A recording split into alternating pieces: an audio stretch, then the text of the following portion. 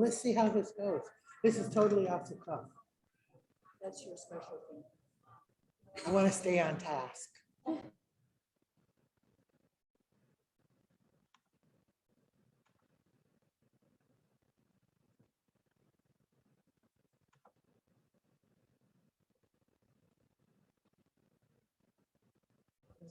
Probably 2 years or so. Yeah. Yeah, Yeah, it's just, it's so surreal it almost. is. Yeah, it kind of feels like, for me, I feel like I should have dipped my toe in a smaller crowd first and then, you know.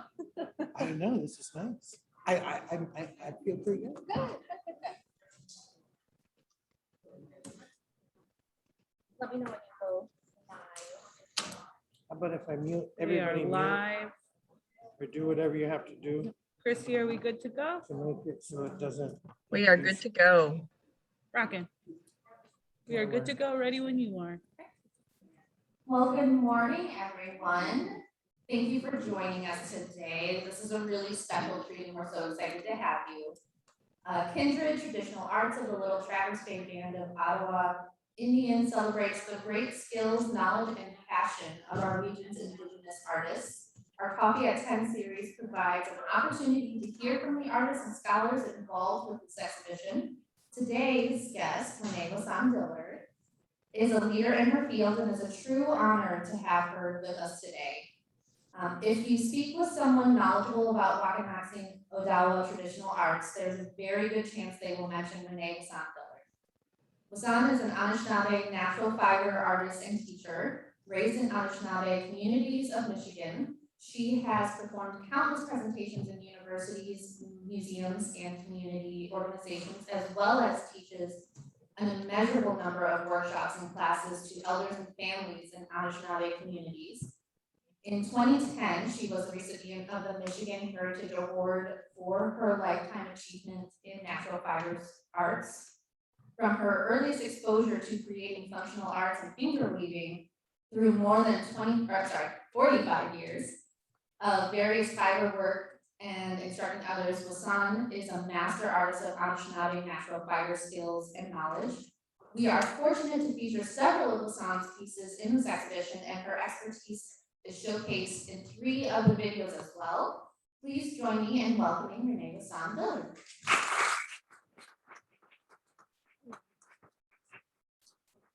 Honey, Wasson Indigenous, Nimki Dodam, Waganaksing and Doda Bendaquis, Owashtanon, Jawanon, Ngidin Dadis, Owashtanon Modena. I am ThunderClan. I'm known as Wasson, is how you pronounce that. And I belong with Little Traverse Bay Band of Odawa Indians. And I'm spoke to you in the oldest language of this land. That is the language of this land. And so I like to always start out by speaking our beautiful sacred language. Thank you very much for coming. And I have to be blatantly really forward. This is the most people I've been in one room with for 2 years. For 2 years. This has just gone on for so long. But I like to go and speak with different areas of the community that I live in. And so this is one of my excursions outside the direct native community that I mostly spend most of my energy with. But we share this place together. And so it would be nice to find more of our differences and more of our similarities and how we manage together. And so that's a lot of what I have to offer you when I talk about natural fiber art. A lot of people might not really understand what that is. I think it's the politically correct way of saying I'm decolonizing. And because that sounds so radical to be decolonizer, you know, I want to decolonize. There's a lot of buzzwords going around. And to decolonize is to decolonize your diet. In other words, to go back to your original origins and what we were doing. And so that's kind of been my life's journey. I started when I was quite young I watched my mother as her fingers were doing finger weaving. My mother was Scottish and German and something else, but she mostly claimed the Scottish heritage. She knew her ancient tartans and her crest, and it's this gnarly water thing that comes from, and so it's quite nice to have that. And then my father, of course, was Odawa.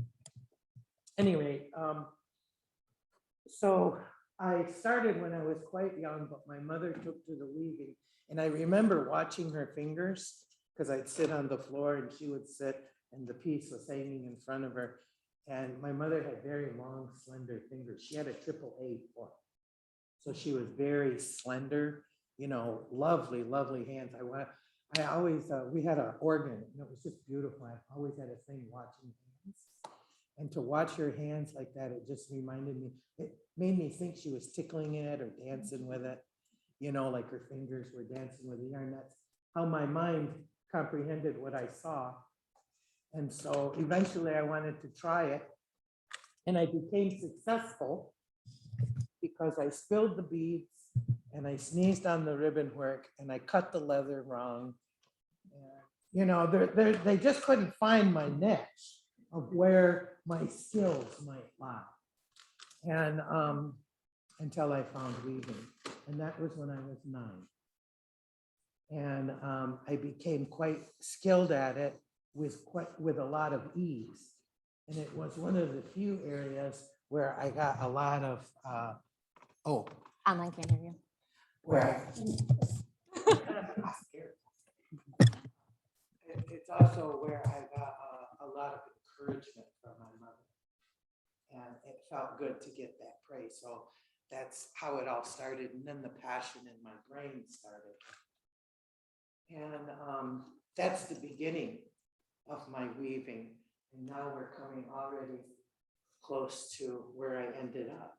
And that's called Anishinaabe. After all of those years, starting when I was 9 to where I am now, and you'll have to guess about that. I don't dye my hair. I earned all of these, so I'm not ashamed of it. If I do dye it, I dyed it purple and blue. So that's a lot of fun. Anishinaabe is called the place where we weave. And that was a studio that was given to me by the community of which I share my knowledge with. And so it went all across Turtle Island, including Canada. And within 30 days, a whole bunch of people donated money. And they said she needs a place to weave where we can go to her and learn. And so that's what happened. This is in the backyard here in Harbor Springs. I got, for about 10, 15 years, I made splint basketry because EAB, have you heard of EAB? Emerald Ash Borer, right? It's the thing that comes from Asia. It's gonna, a lot of people didn't notice it until it hit Ash Street, inside the neighborhoods, but we knew about it for about 15, 20 years before they really picked up on it. The native communities were, something's going on out there. Something really crazy because, but that's what I used to do as like my primary income about 15 years until EAB got so infested up here. I'm just not harvesting anymore. I don't think it's sustainable and it's not polite to take the last of anything, So, but what I like to talk to you about is harvesting bulrush, and that's what I want to focus on, because with the bulrush, a lot of those art pieces didn't survive that transition period that we went through, which is basically the boarding school era of that whole thing, because our people were in a hurry to make commerce and to find a way to etch out a living for ourselves. That's why black ash basketry, quill boxes took off and was really popular in New York. And those things were really popular because people that were moving into the area wanted to buy those things. And people that were traveling through the area, our beautiful, beautiful area where we live.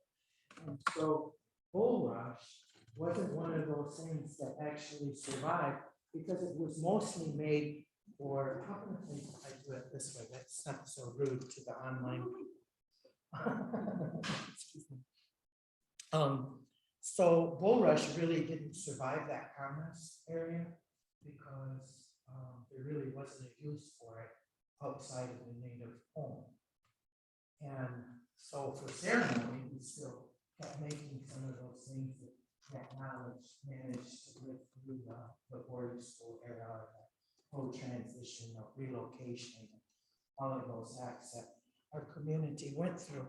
But lo and behold, some of that information made its way through, and that's the good news. And my mother learned from a Kickapoo woman and another woman from this tribe. All of these people have since made their big journey to the next mystery. But they learned from a Kickapoo woman and then brought that information back. And when the EAP started to do so much damage to the trees where it wasn't sustainable to harvest anymore, I decided to change my focus. And I wanted to bring back a type of weaving that my mother forced me to learn. I was not a cooperative daughter. And she forced me to learn those things, but I wanted to focus my energy to bring something that didn't survive the commerce area where we were having to market those things. And so I decided to go back to bulrush. I started to look around and there's not that many. And besides that, I've been kind of on this timeline of going backwards anyway. My mind kept thinking, well, yes, we have this now, but what did we have before? What did we have before? And so that's why I say you have to understand where you were in order to know where you're going. And so I like diving backwards and understanding that it's not that I don't want to live like this anymore. I appreciate what they've already done. So the whole process, I guess one of the most important things that you need to understand about bulrush weaving or weaving of any sort of natural fiber is the end product is beautiful and as lovely and as functional as it may be. That's not the prize. The process is the prize. Because every step of the way, just like we woke up this morning and we said, hey, I woke up this morning, thank you. I have another opportunity to do the best that I can to be part of a solution. And I'm going to participate in that today. That's what I think about. So then I go into the water and spend my time to meditate, and usually with a group. I've done it alone, but it's nice to share that work together because you're all in the same mindset and you're all thinking about the same thing and you're making the same motions that your ancestors did. And it stirs this feeling down in your stomach called blood memory. It's your family reaching back going, I understand those motions. I understand your intention. I understand that. And then you come around. And that's the part that's so addictive to me. I will never find that in aisle 7 at Walmart. You can buy your material, but I would rather go and spend time with it. And so during all of this, I go and sit with the plants. I check on the plants, put tobacco down. I make my prayers. I offer my respect and knowing my ancestors have. And I do those things even once throughout the year. I go visit these different sites and sit and listen to them. Then I bring them home. You can see here on the green ones there are freshly harvested, and the light green is as far as the there is a little tiny leaf at the bottom, at the very bottom, a little seed that always stays underwater. but it doesn't have leaves up top. The seed is at the very top. And I wait, and the climate is changing. The animals know it, the water knows it, the plants know it. Water went up, everybody else knows it. So they, I have to pay attention to that seed. Once it opens and it's thrown its seed and it's done its deal for the year, it's self-pollinated and go harvest. And just to make sure, I pull the seed head off and leave that in the water and pull up the leaf. It's gonna sound loud here. Oh. Okay. So, the ones in the center, right behind the stove, have probably been sitting there for a couple of weeks. I turn them, and what I'm trying to do is sun bleach them and get them to where there's no bug larvae in there, because they're covered with frog eggs and all kinds of goodies on there. I'm trying to clean it up before I come in. And then sun dry them until they're nice and brown. And then that stove used to be my sugar bush stove, but I'm not doing that anymore because I'm getting too old. But I do use it to oil the rushes. I've seen old photographs, old black and whites and old photographs. There were some grandmas in Minnesota that had since crossed over. I think they left probably in the 40s or 50s. And those were the last bulrush weavers there, and they had those big hog boiling pots. And she was boiling up those bulrushes, and that pulls up like the sap of the plant out so that the water can soak into it, because otherwise it's just a watertight vessel. It only sucks it up through the root and we cut it. So the water can't get all the way through there, so you have to boil it and soften it up. And this is just my way of getting my grandkids in there.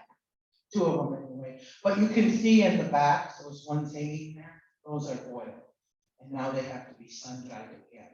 They're dark colored, they're dark brown because they're really wet and they're soaked all the way through. Now, once they dry, I can store them indefinitely, and when I get them wet again, then they'll be like that. So then I can do the weaving. Took me a long time to get to that part, but I do this every year. So I gather several thousand bulrushes and then come back home. And this goes on until usually the end of September. You know, it's just going on and on. I wanted to talk briefly a little bit about diagonal weave, just so that you can recognize the different types of weave. The diagonal weave goes at a slant, but it is under one over one, but it goes off at a slant. It's not plaiting like up and down, straight across and up and down. And the sides that hold that up is basswood. So it's not all a basswood fiber from the inner part of basswood tree. And their basswood is very plentiful. It's readily available, probably at the end of your driveway or along the ditch, somewhere by your driveway. There's lots and lots of basswood. Up here, it's a very light wood. It's great for carving. Back in the day when we were using decoys to spear, decoys were often, fish decoys were often carved out of basswood. And then they have a pretty good strong root base, but they break all the time in the heavy wind. And when a basswood breaks, then 8 or 9 little clumps will come out of that stump. So you often see basswood growing like a clump like that. And then I go and get the bark. So just to have the string, because I could have used witcher's twine, I could have used hemp, and sometimes I do. Sometimes I do use some, but I chose to go all out. So that's a diagonal weave finish. It has the dye on there. I use commercial dye. the last grandmas that were weaving before me were also using commercial dye. I have a really hard time getting the basswood to take color very well. But I got 4 colors in there. You can't see the yellow very well, but it's in there.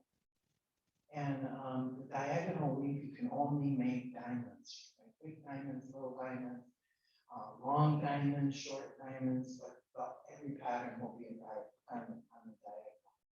There's just no what's about it. And then the next kind is a straight weave. And so you can see the warps are the basswood, and the string that I'm pulling through there is the warps are the bulrush, and the string that I'm pulling through there is the basswood. But it's a straight weave. It looks like, it might look like I'm going fast, but it's a slow go. Well, I mean, you have to touch it. So you have to pull one forward, one backward. And they're big pieces, and so the mat gets big. So, you know, kind of looks good. But you can see how the color just moves along there. And this is done hanging. In front of you, it's not a loom, but it's a frame that holds it steady so that you can get done what you want to do. Isn't that cool? Do you like that? Yeah, that's how I felt when I watched my mom's dance. I just sit there and watch. It's mesmerizing, you know, and it's a comfort. There's a bulrush bag with a cedar bark twiner, so using bulrush in a newer way is more like how basswood fiber bags were made, but I started using bulrush, so I guess you could say it's contemporary.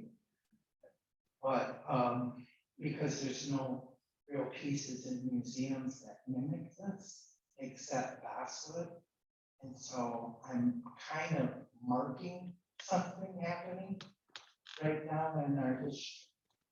My grandchildren's grandchildren will read about this time when things switched, and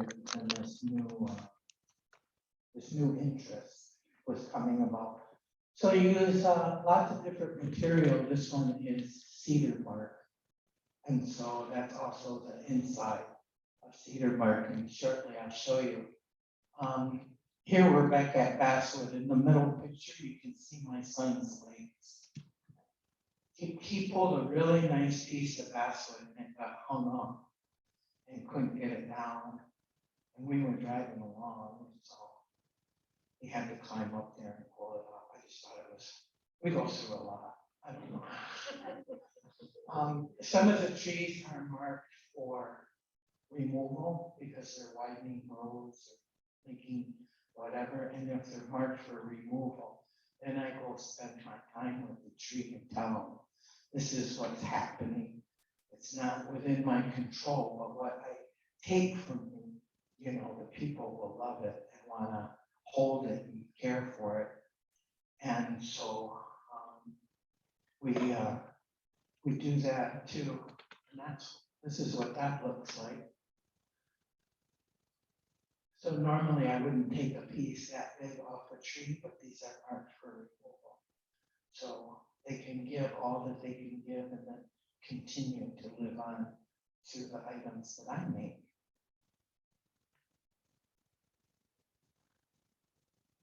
Pull, pull, pull. You feel like Tarzan and Jane out there because it gets hung up. Sometimes you get a piece, you know, 20, 30 foot. And it gets hung up there, you have twist, twist, twist, hanging around. My goodness, it's fallen on her. We go together because we're falling around each other. And then I take the basswood because basswood is part of the bulrush, and I red it. Redding means kind of like a controlled rot. And so these are sifted hardwood ashes. I have a stove inside my studio. I save the ashes, sift them through and put them in water and boil it. And the hardwood ash and the water create lye. And lye is what the bark needs, because there's many layers of basswood bark in the inner bark or cambium part of the bark. It's very fibrous and everything, but it has a lot of pulp holding the fibers together. And so if you red it in hardwood ash or boil it in hardwood ash, kind of speeds that process along. Because up here in Harbor Springs area, it takes me like 3-4 months to red. And that's because our water is of such excellent quality that it's hard to red the stuff. So I have to use lye and hardwood ash to do it. Over in Minnesota, where our relatives over in the Red Lake,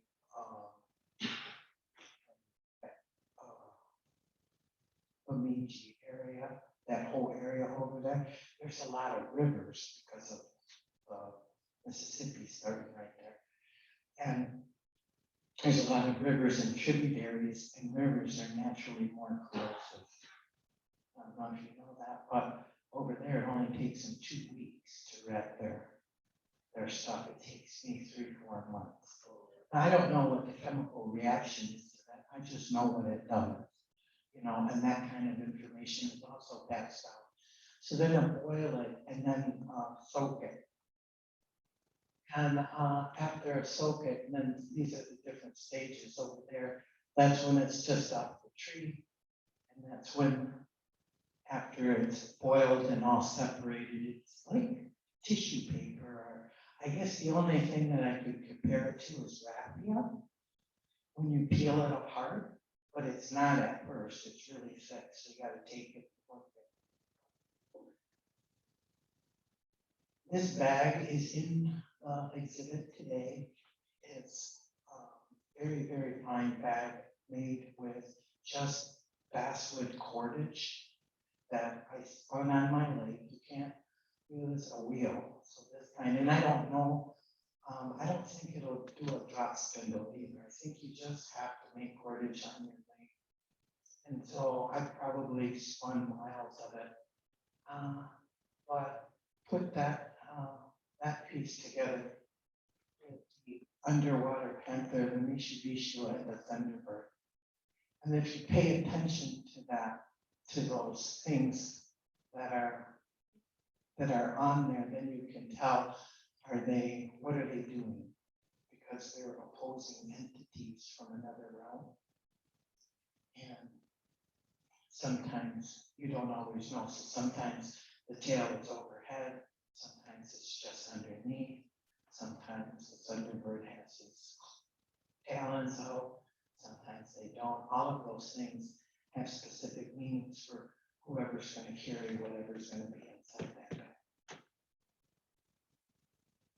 These are yarn bags after contact, after colonization was on its way. We got yarns and things that we took those and incorporated our ethical and beautiful viewpoint of the world and put them on the bags. And then these bags would have another bag inside, have another bag inside. And so those are yarn bags. They're all in the community doing their thing.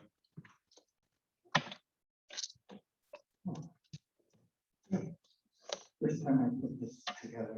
It wasn't exactly interesting. I was gonna go to the other, to that, because I liked it too. Which, oh, now I really did it. You know how I know how to do anything on the computer? Is I push the wrong button at least 30 times. At least 30 times. I'm only self-taught. But I read really well. I think passing down patterns and that kind of knowledge would be the same type of thing that may have happened in your family around quilts, around sewing patterns, or maybe recipes, something that came through your family that you protect. That's how I feel about some of these things. I feel a big sense of pride, but I also want to protect it because we're still using these items with our sacred ceremonies. Not so much. It's making a comeback. We're healing from all of that and coming to grips with it at the same time, embracing what was lost. It's very, or put to sleep. I don't ever want to say it's lost because it's always there.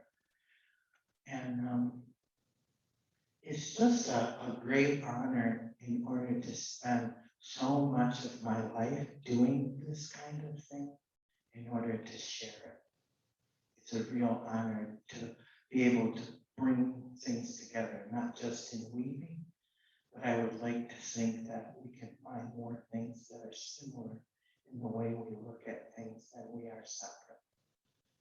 And unity is what we need to find. And inside of that is our humanity.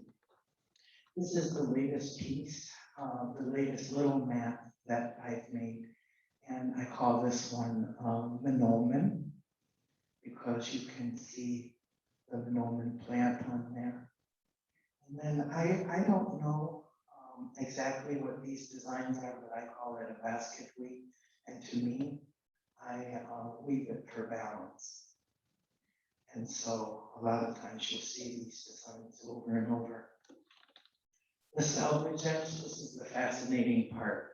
This is a secret peek, I'll tell you, a secret little peek, because I think we found something out. I was traveling around with a PhD candidate, and she was doing some research, and she took me under her wing, and we went to many museums all over. I got to see lots of pieces, and I noticed that this pattern changes from area to area, meaning the way the salvage edge is put together. And I know that patterns that my mother gave me and color schemes that my mother gave me is part of my dowry. That's part of what my mother gave me. And I will only share that with my grandchildren and people that chosen sisters. You have chosen family, that you pull into your circle that are like me. And those are the things that I share with them. And I wouldn't think that that would be much different from yesterday, the way the women would have those patterns. So I'm finding out that certain areas had certain patterns, and I started really looking at the work and letting my hands really retrace what's going on. And it's been a magnificent journey. And so that's why I brought some of these various pieces. It's just an example piece of just trying to figure things out. And this one is not with fiber, it's with cotton cord. I'm just trying things out. Also, bags ended up becoming mats. This is called Anishinaabe. The mats would end up becoming a shemut, a bag. If you notice on this one, the pattern is not exactly symmetrical. It's because it may have another purpose. And when you take the mat and fold it up and sew material in there, then it becomes a bag. And these carry other bags that have other little secrets in it. So this bag can be turned this way.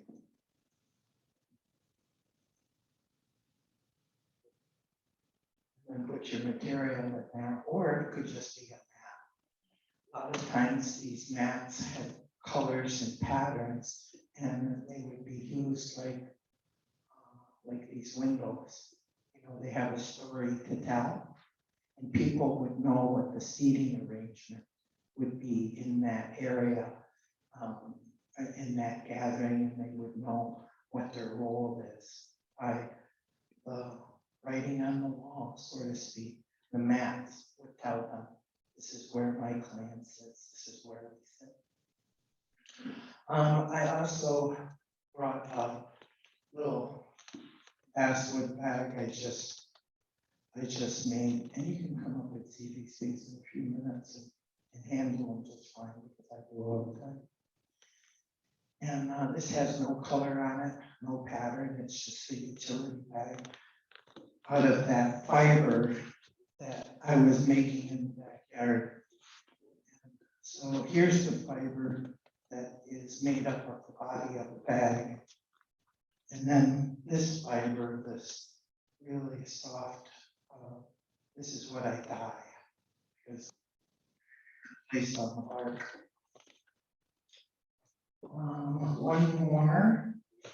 I wanted to, I don't have any idea what time it is. Oh, I'm doing great. Oh, I thought it was getting late. I was trying to hurry. We'll have time in just a and this one has color in it, and I just moved that. And then again, it's commercial dye, so it's not, but it has a different pattern on the other side. Usually it's more subtle than that.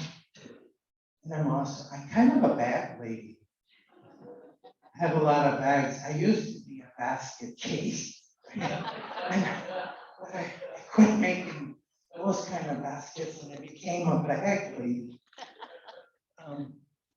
And then this one is a diagonal weave, not real different from the basswood or the bulrush mat, only it's with a flat piece. And this is cedar bark. So the good part about this is that most of these things that I'm harvesting, especially the cedar, especially barks, you don't have to kill the tree. I know some of you have seen the strips of bark on the birch tree, where somebody has stripped it, but that tree is fine. It's going to live just fine. And it'll repair itself and grow that bark on it again, but we won't harvest from it again. It's done its sharing that it's going to do for me, and I'll leave it there, but it doesn't kill the tree. And there's a wonderful sense about that. I don't know if you can feel it when you pick up a coal box and you go, that tree is probably still alive. And it enjoyed sunrise as it sits on my mantle. It's just a nice feeling to have that connectedness that I think so many people might be looking for, what's missing in their life. I think it may be easier for Native people to feel that because we're more of an ecology-based culture and not an economy-based culture. Money is not nearly as important as our mother. And that's why we talk so passionately about the earth and the water and all these sacred things, because that's our close relationship with her.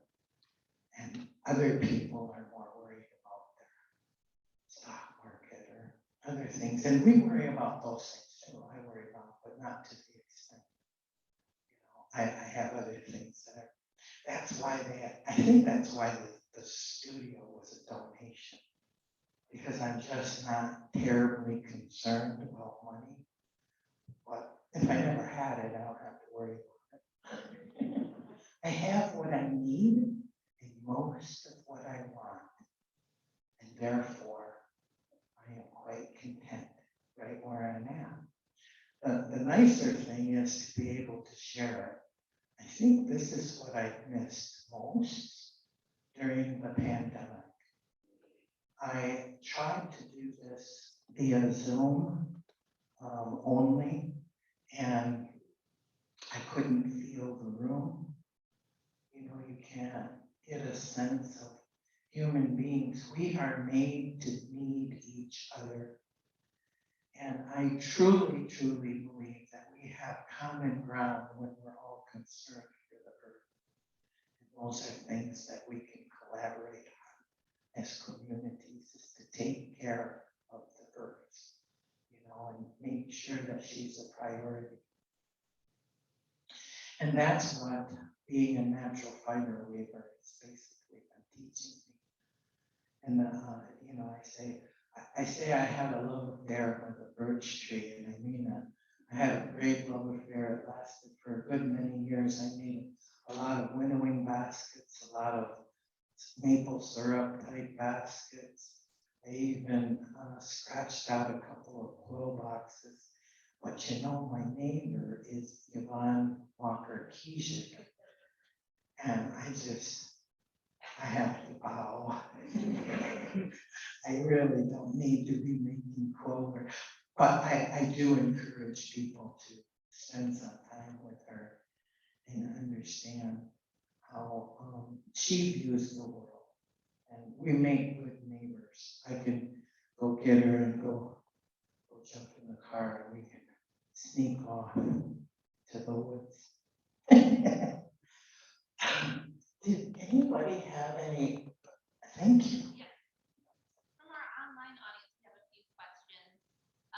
Do you have a type of weaving that you enjoy doing most? The one in front of me. Yeah. It goes in moods, actually. I don't weave for money, so I'm not that disciplined. I weave for pleasure. And so I'll be in the middle of bulrush stage, and my roommate and apprentice will be in the middle. We're both weaving totally different projects, and we're hyper focused on what's going on at the moment. We call it going in the zone. Thanks for the question. We have another one from the online audience. Do you have a specific fiber that you like to use?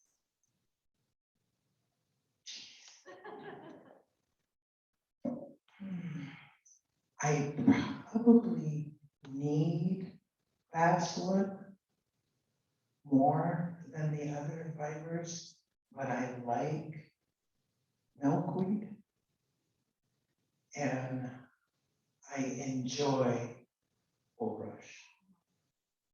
So, and I think that's 3 categories: need, like, and love. Good. You told me once that Crooked Lake used to have the best bulrushes for weaving. There are hardly any left now. So how is the way white people cut them different from the way you cut them? So yours come back and ours don't. Well, probably because I'm paying attention to the seed. But yes, I'll go back to that story when I was an uncooperative little girl. My mother was teaching me all of these different weaving techniques, gifting me with this, and I was so unappreciative. But in the early days, we used to come up to this lake in this area, and we were living in Kent County, down in south of Grand Rapids.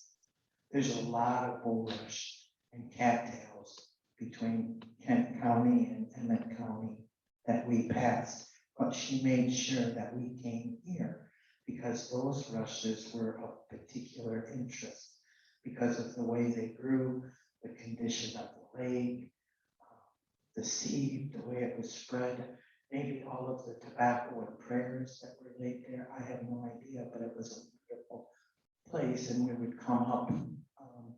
Mom would make sure that I was available to come up and help her cut right there out of the little Traverse Bay boat launch there, Crooked Lake, across from Parks Place. And a few years, I started noticing the rushes. Of course, I was concentrating on black ash. So giving my attention to the bulrush, all of a sudden, I hadn't been watching it as close as I would have earlier. Anyway, they were dying back, and it just so happens I'm on the Natural Resource Commission for the tribe. So I was asking our environmental department, and they've been treating the lake for milfoil and other invasive things that come in there. And I think it's just had a detrimental effect on some of the natural plants, because it says that it doesn't bother them. But people call black ash tree a junk tree because it has no value for them. You know what I mean? It's a tree that grows in the swamp, and it just, that's what they call it, but that's what I make baskets from. So junk is kind of in the eye of the beholder and how you use it. All of these plants, all of these trees have a purpose. They have a mashiki, they have a medicine, they have a gift to offer. And it's up to us to find out what those are, you know. So we would go up to that lake and harvest it, bring them back, and then after it started dying back, I was watching how they were doing that. But also, even before I enter the water, and many times when I'm knowing when crossing water, excuse me, my car is a really sacred place. I pray a lot in my car. Not sarcastically, really, I'm praying. I like to put something down for the animals that didn't make it. You know, I feel bad for them. They didn't get in the road. The road got in their way. This is their place. They have rights. So I feel bad about that. I throw tobacco out. And anyway,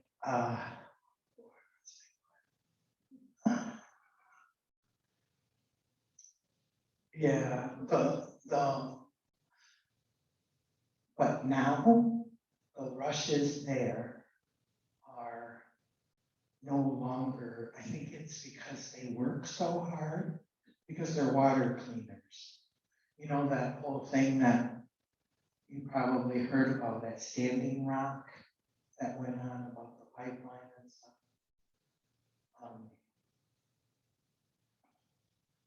The water is life thing, and water protectors, bulrush are water protectors. So is wild rice. They're lake cleaners. That's what they're there for, to clean up and filter the water in the lakes so that we don't get these algae plumes, invasives, and all of these things. She takes care of herself if we just kind of get out of the way. And they're smaller and squattier, because I go to the inland lakes that are no motor lakes, and they don't have just canoe lakes and stuff.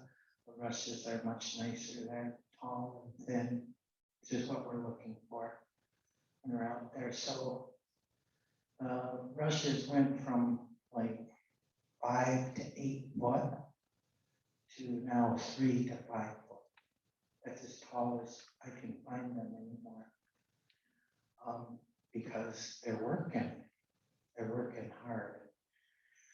So bulrushes will actually help, and actually probably will help keep Crooked Lake so beautiful and clean, is that there used to be rice on the inland waterway. And the rice kept all that water clean, because rice is also a water protector. And the rice is no longer there. Part of the reason our people wanted to stay at Feng Shui, which is really, it's all of the pronunciation become bastardized somehow. It just loses its thing. It really means the place where we winter. So we would move from the coastal to go inland a little bit to get away from the wind. And but that lake was well heavy with rice, and the rice comes due in September, August, September. That's the place where you'd be working your rice for the winter that's going to feed you. And now there's not a rice plant in there. And it's just a matter of what you want to look at, right? I mean, what you need the lake for. because rice and bulrush and these plants get caught in the motor, and people don't like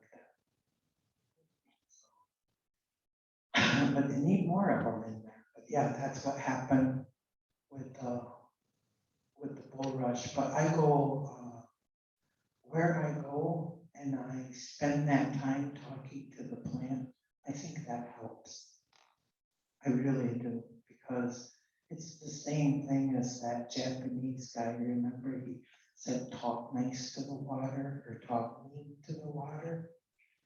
And the water that you talk nice to grew and had crystals in it. And the water that you talk mean to died.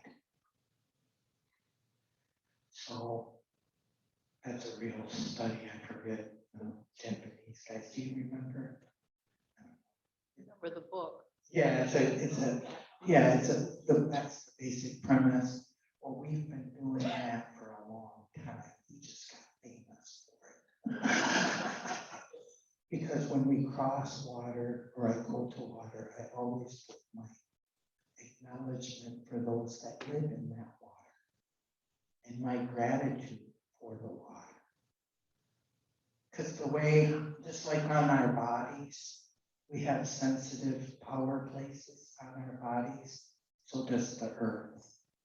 She has sensitive power places too. So that's what Anishinaabe is all about. I bring different tribal people, come from the Ontario side, and these borders are not our borders, state borders and all that. But other Anishinaabe people come and we share, we do cultural sharing and learn from one another and check out each other's patterns. And I'm trying to create more weavers, more people. And the only way to really do that is to introduce them to the earth. You have to harvest your own stuff to appreciate it. I was very fortunate for a few years. All of my grandkids have woven with me except one. He's a little guy. He's about ready now. I think he's about 6. And but yeah, I have him up to 20 all the way down to 6. So there's a lot of space in between there. But absolutely, and they come with me out in the forest and learn how to do those things. And we're really tree huggers. If you see me up on there and I'm holding on, it's a great way to make yourself grounded. I was going to write an article for our tribal newsletter. I had a growth on my foot and I couldn't wear shoes comfortably. And I didn't want to have surgery on it because I'm very stubborn. And so 2 years I went around wearing moccasins only. Winter, summer, spring, fall, rain or shine, in every climate, everything. And it changed my life. I highly recommend that you do it. You spend some time without rubber between your body and the earth. And you can really feel her vibration. And you become used to it. And it helps you to stay in rhythm. Because after I had my surgery, I put shoes on and I felt like I was on stilts.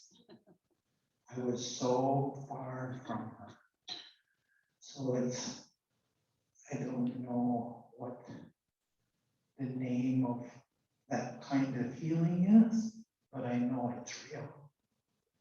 And I know that I've experienced it, so I wanted to try and express that as best I could to encourage my own community to spend some time with your feet on the earth at some point every day. If you have a chance to say hi to your mother, you'd want to do that. We have a couple questions from Zoom. Okay. And One person's wondering if you use any sweetgrass in your work. Yes, we got the thumbs up. And then, do you have any work displayed in museums? There's a couple pieces at Ennos right now. And there's a whole bunch at the Grand Rapids Public Museum. And then these pieces here, MSU. And I only, when I do sell something, I sell to 2 shops, only 2 shops. One of them is in Ontario, called Lillian's Baskets. And it's right there in Chigeen, Manitoulin Island. Same community as here, same people. And then the other one is Ordinary. And she's very, very good people and have always treated all of our community very generous. Yes. I just wanted to, your comment on processing the product, I really appreciated that. I could really relate to that, but I never put it in those words. So thanks for, I learned something. I have a question. When you were traveling to other museums with PhD, I was wondering, is it would it be proper or not appropriate to copy a pattern that somebody else that's their family pattern that somebody else would be doing, or is that something that you do not do? You walk very carefully right there. We've kind of, in our tradition, we've kind of lost our way somewhat. I believe, I can tell you this. I have looked at patterns. I've been looking at all of these patterns, especially on the bulrush mat weaving. And I'm trying to recreate them because it's a good challenge. But then as I'm doing it, I'm trying to figure out, what is this trying to say? What was she trying to say? What colors was she using? Because it was a woman that made it. You know, it was all woman's work. And but the good thing is women get to keep what they make. We made the house too. Cut down and do their square bit.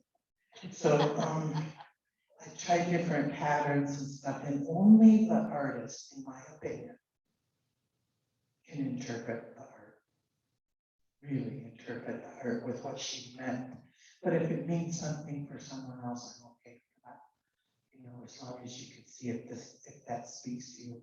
So I haven't really reproduced a lot of things, but some of these have story. Like for now, I'll call this the Noman. There's another one over at the Denos, and I call that Dancer because it moves. When you look at it, it goes from swirls to diamonds, back and forth. So some of them I named because of the pattern. And then, so it's my interpretation of their design, yeah. But I'm still giving them credit. I'm learning from them. I haven't come up with a design all my own. What they teach me, the ladies in the museum or the pieces that I'm visiting in the museum, what they're teaching me is techniques. And I can retrace their steps.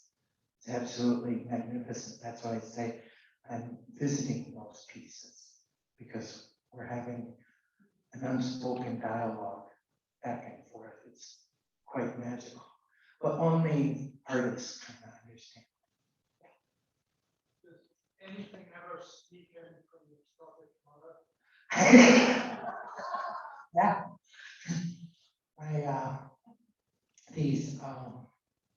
It's really kind of crazy because I was looking and it happens a lot over in Minnesota, or maybe it's because they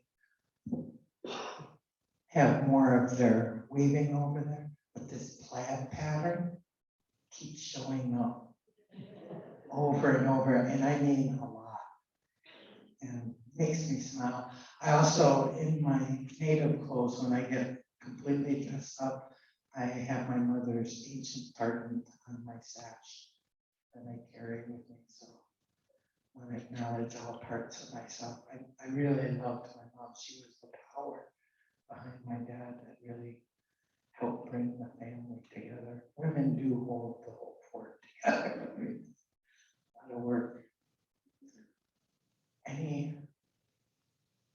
Did you learn something? Yeah. These, I just hope that people understand we're more alike than we are different. Our ideas are a lot alike. How we go about it might be different. You know what I mean? And I think that if we look more for that from one another, things will become a little bit easier for those ones coming up behind us.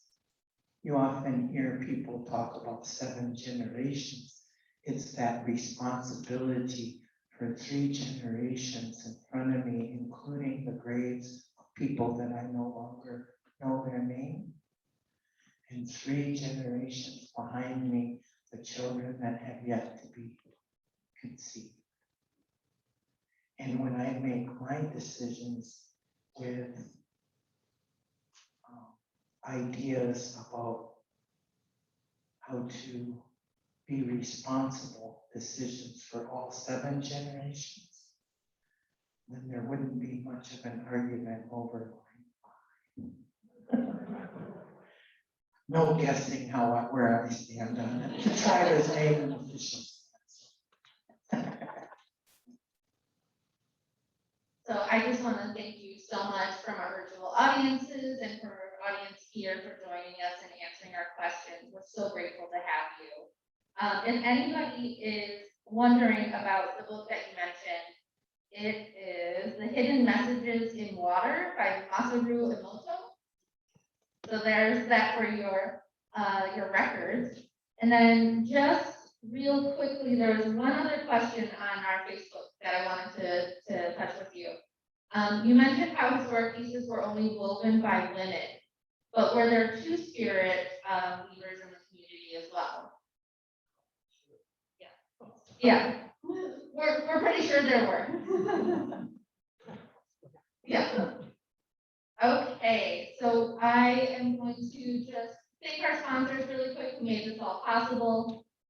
Christie's International Real Estate, the Odawa Casino, the Little Traverse Bay Band of Odawa Indians, Petoskey Harbor Springs Area Community Foundation, Michigan Council for Arts and Cultural Affairs, Michigan Humanities, and Women Who Care. Thank you so much for joining us today. We hope you had a great time. There's more coffee in the lobby. Please help yourself and have a great day.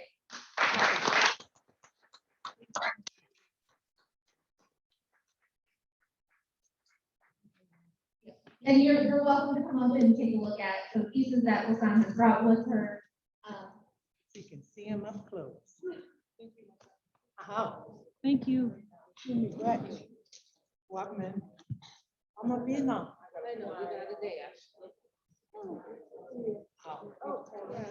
Chimigwech. A lot of people are saying that. Oh, nice. Yeah.